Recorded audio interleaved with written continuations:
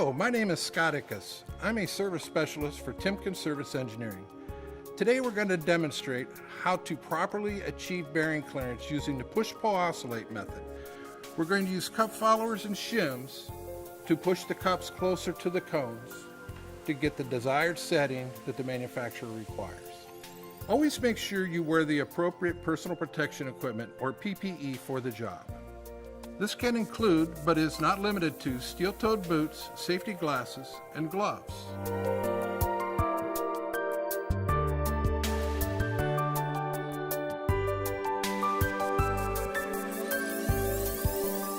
Also, always follow the standard safety practices established by your employer. Bearing setting refers to the axial clearance or lack of clearance between the rollers and races of a tapered roller bearing, or TRB. The different TRB settings are end play or clearance, line to line or zero clearance, and preload or negative clearance. We're going to use precision measuring tools to achieve our purpose. We're going to use a dial indicator, an outside micrometer, feeler gauges, and a taper gauge. And the taper gauge has marks along the length that indicate how thick the gauge is at any point along the taper. The first thing we need to verify is that the tight-fitted components are seated against their respective shoulders.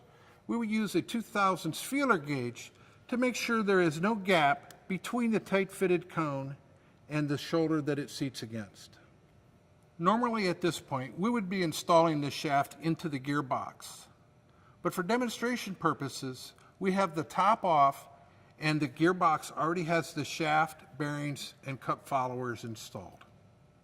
When we install the end covers, one will be flush with the housing, while the other side will have a gap. We will use a taper gauge to measure that gap.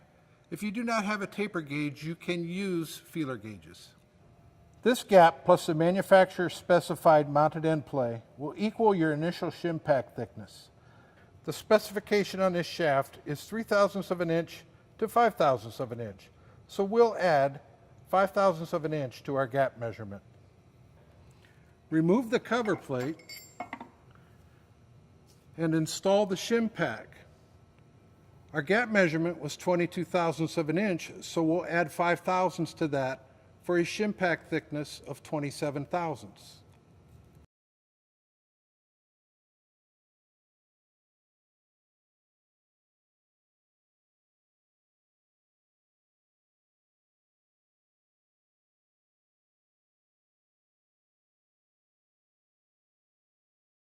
Now we need to measure the mounted end play of the bearings.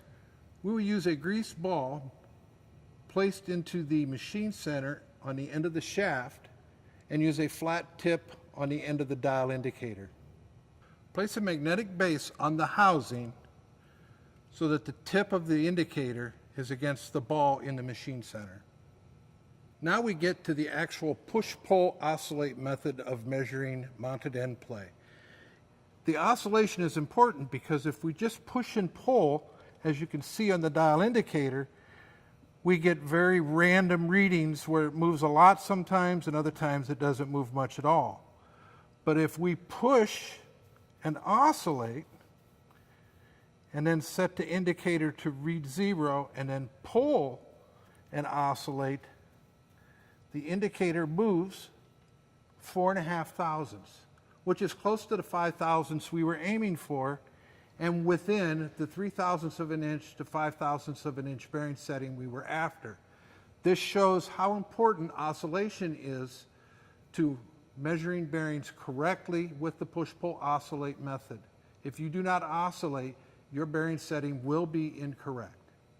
If our dial indicator reading had been outside of the 3/1000ths of an inch to 5/1000ths of an inch specified range, we would adjust the shim pack accordingly to get it back within the specified range. If you have any questions, please contact your Timken sales or service engineer or your authorized Timken distributor.